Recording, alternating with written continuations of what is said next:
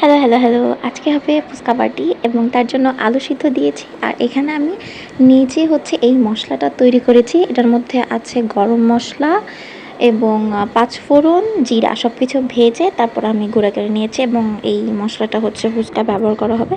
এখন টক বানানোর পালা। টক নিজের ইচ্ছা মতো। যদি টকটা বেশি পাতলা হয় তাহলে তেঁতুল একটু কম নিলেও হবে। কিন্তু যদি টকটা ঘন খেতে চান তাহলে অবশ্যই একটু তেঁতুল বেশি করে নিতে হবে এবং চিনি আর লবণ স্বাদ মতো, ঝালও আপনি চাইলে আস্ত শুকনা মরিচটা ভেজে তারপরে ওটা দিতে পারেন, না হলে গুঁড়া মরিচের যে গুঁড়া থাকে ওইটাও ব্যবহার করা যায় ইচ্ছা মতো।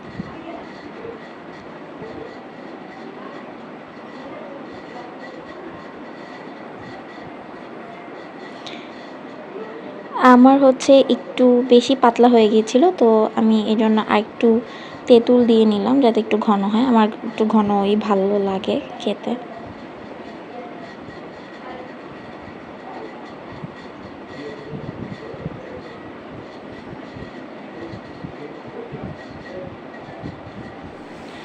স্বাদ মতো লবণ, স্বাদ মতো চিনি। যদি মিষ্টি টক খেতে চান তাহলে চিনিটা একটু বেশি দিতে হবে,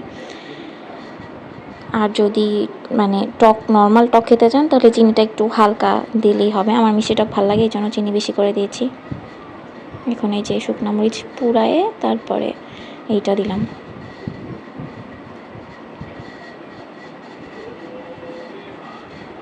এখন যে আমি মশলাটা রেডি করেছিলাম ওই মশলাটা একটু দিয়ে দিলাম। যদি চটপটি মশলা থাকে তাহলে এই মশলাটা বাদে চটপটি মশলাটাও ব্যবহার করা যাবে। যেহেতু চটপটি মশলা ছিল না আমার কাছে, সো আমি নিজেই এই মশলাটা বানিয়েছিলাম। এখন এই যে ভেতরে যে পুরটা দিব, এখানে শুধু আমি আলু ব্যবহার করেছি, কিন্তু এখানে চাইলে যে চটপটির যে বুটটা থাকে ওই বুটটা ভিজিয়ে সেদ্ধ করে তারপর এই আলুর সাথে মিক্স করে ব্যবহার করতে হবে। আমি সর্ষের তেল ব্যবহার করেছি। সর্ষের তেলটা বাধ্যতামূলক না। যদি সর্ষের তেল খেতে ভালো লাগে তাহলে ইউজ করবেন, নাহলে সর্ষের তেল স্কিপ করবেন।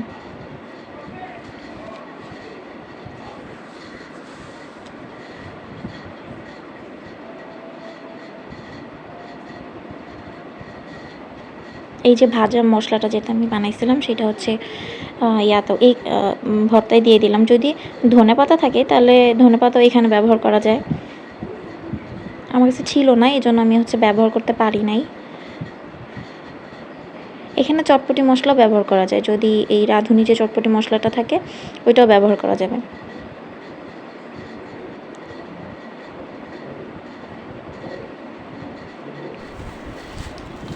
এই যে এটা ইন্ডিয়ান ফুচকা, দেশি ফুচকা না।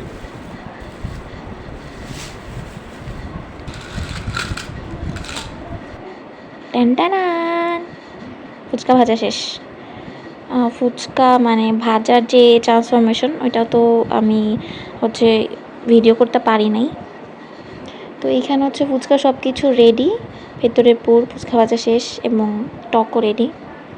এখন জাস্ট প্রিপেয়ার করে তারপরে খাওয়ার পালা। টক টেস্ট করে দেখলাম যে ঠিক আছে কিনা, টকের স্বাদ একদম পারফেক্ট, মন মতো।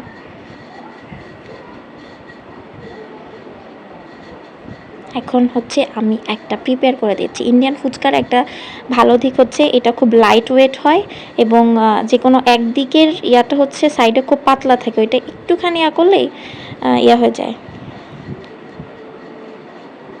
এবং দেশি ফুচকা যেটা হয় আমরা বাইরে ফুচকার দোকানে খাই, ওইটা অনেক ভারী হয়, এই কয়েকটা খেলে পেট ভরে যায়। কিন্তু ইন্ডিয়ান ফুচকাগুলো অনেক বেশি হালকা হয়, লাইট ওয়েটের হয়। এই জন্য আপনি যদি এগুলো সবগুলোও খান তারপর আপনার মনে হবে আপনি কিছুই খান নাই। এবং এগুলো যেহেতু অনেক বড় হয়, ভেতরে একটু পুর দিয়ে পুরাটা একদম টক, যারাদের টক অনেক বেশি ভাল লাগে পুরা ফুচকাটা আপনি টক দিয়ে তারপরে এইভাবে আমার মতো খেতে পারবেন। এখানে ডিম দেওয়া যায়, লেবুটাকে একটু কুচি করে দেওয়া যায়। আমি এগুলো এত কিছু ব্যবহার করিনি।